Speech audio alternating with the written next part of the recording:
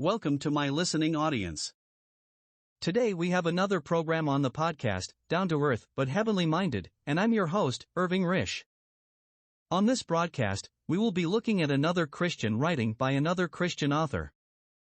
With that said, let us start our reading.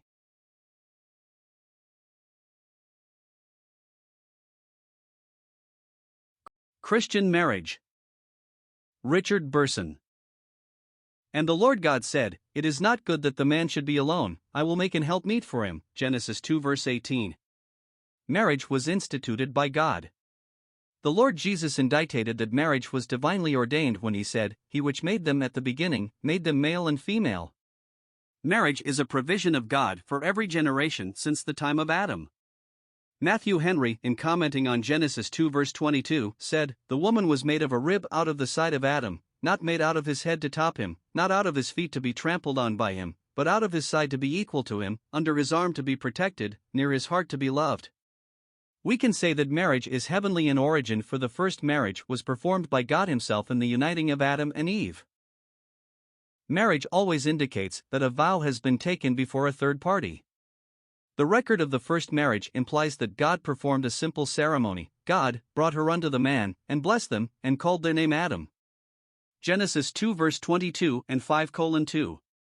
Adam responded to this with the words, "This is now bone of my bone and flesh of my flesh."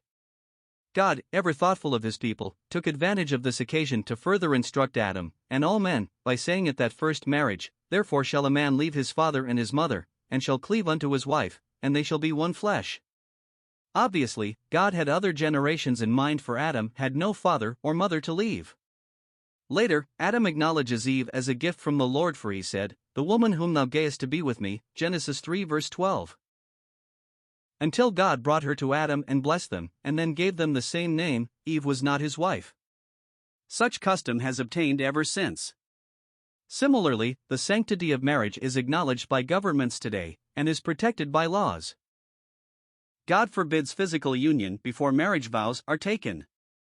"Let marriage be had in honor among all, and let the bed be undefiled, for fornicators and adulterers God will judge." Hebrews 13 verse 4, ASV.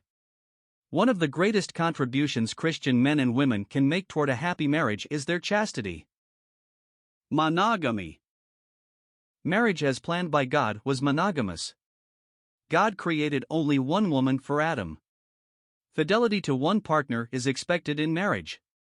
The vows read in the usual ceremony declare that, forsaking all others, each must cleave to the other alone. The Lord Jesus said, "What God hath joined together, let no man put asunder." He taught that marriage must not be considered lightly, for it must be accepted as indissoluble except in death. The vows. The forsaking all others should be understood by the parents. "For this cause shall a man leave father and mother, and shall cleave to his wife, and they twain shall be one flesh." Matt 19:5. Genesis 2 verse 24. Mark 10 verse 7. Ephesians 5 verse 31. This in no wise teaches that adult children, upon being married, bear no more responsibility toward their parents.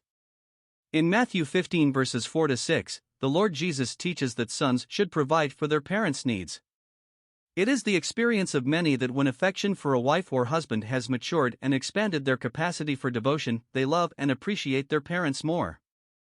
Notwithstanding, one's relationship to his partner in life must take precedence over his natural loyalties to his parents. The marriage ceremony asserts that the couple are to remain together, for richer, for poorer. Judge Landis of Denver once said that many marriages fail because of financial problems. The woman has a perfect right to know the income of the man she intends to marry. She can hardly be expected to live within the limits of his income if she does not know these. Pretense as to income or earning ability must eventually lead to disillusionment. To be perfectly candid at this point is the only honest procedure and will contribute to future happiness. Occasionally, after marriage, a young husband loses the ability to earn a living. Troubles unpredicted may occur. The marriage pledge remains inviolate throughout all these changes. It is under such unimagined trials that one must seek grace from God to maintain the attitude of the heart true and fixed, and to maintain the affections as warm and constant as formerly. To chafe under circumstances is to destroy one's inward peace and to sour one's disposition. It must ever be remembered that the marriage pledge is as binding in sickness as it is in health. The marriage vow, in the promise, in sickness and in health, anticipates these human experiences, and provides for the stability of the home in sickness and sorrow. Kindred spirits. There is much more than the union of two bodies in a marriage. It is very sad when nothing more than physical union is expected. Christians who marry, and in some degree non-Christians, are spiritually united to each other. Dr. M. H. Frank, M.D., Ph.D., says, "No marriage is worthy of that name unless it is based on mutual love and understanding.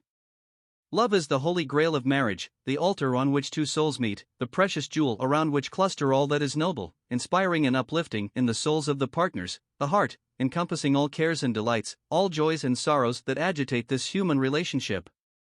If this jewel becomes clouded by whatever cause, the marriage ceases to exist as an ideal and beautiful effusion of souls and continues merely on the merits of its legal and formal side."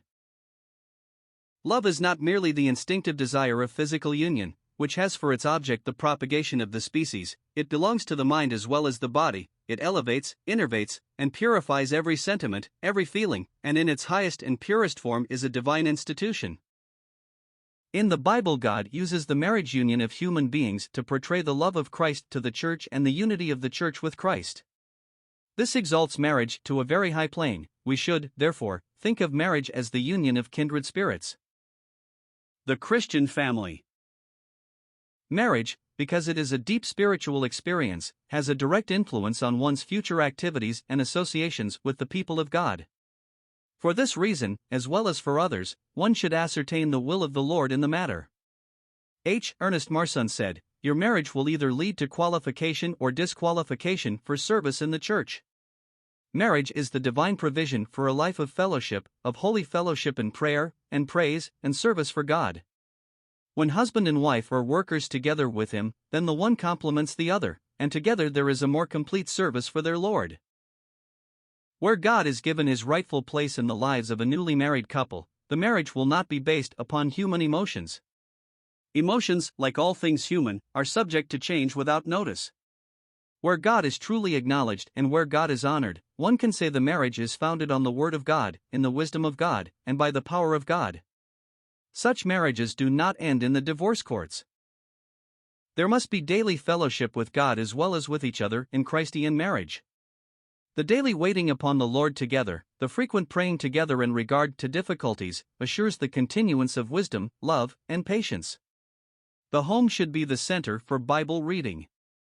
Prayer complemented by godly behavior makes the home a hallowed retreat from the cares and frustrations of the world. C.E.H. Spurgeon said that the tranquility and pleasure of the family were greatly increased by the use of matrimonial arithmetic. By sharing their disappointments, sorrows, and griefs, a husband and wife divided their trials by 2, and by sharing their joys and successes, they multiplied them by 2. There is a rare wisdom in this advice. Godly order. A marriage that is in accord with the Word of God places the husband as head of the home. The wife is taught by Scripture to be subject to her husband, and the husband is to love his wife. 1 Corinthians 11 verses 3 and 8, 9. Ephesians 5 verse 22. Both husband and wife must recognize this God-given authority in the home. Where a spiritual husband is acknowledged as head of the house, the wife enjoys the security and protection every normal Christian woman seeks. The husband who loves the Lord Jesus, his wife, and his children will temper his divinely delegated authority with love and consideration. He will not provoke those whom the Lord has entrusted to his care. Colossians 3 verse 21. It is not the intention of the Lord that every believer marry. Some indeed may find that it is the will of God that they remain single. 1 Corinthians 7 verse 8. In a family there are cares and problems which are constantly arising. When one is married, these claim attention. Work for God is often more speedily performed by persons who are unfettered in any way by family responsibilities. In this respect, each person must ascertain the plan of God for his life. This concludes our reading for this episode. God bless until next time. Stay safe and remember, God loves you, and He wants to enter into a personal relationship with you. If you haven't done so yet, won't you accept His offer of salvation? In this offer, all you need to do is believe and put your faith and trust in Christ, who paid your debt when he died on the cross and shed his blood for your sins. Goodbye for now.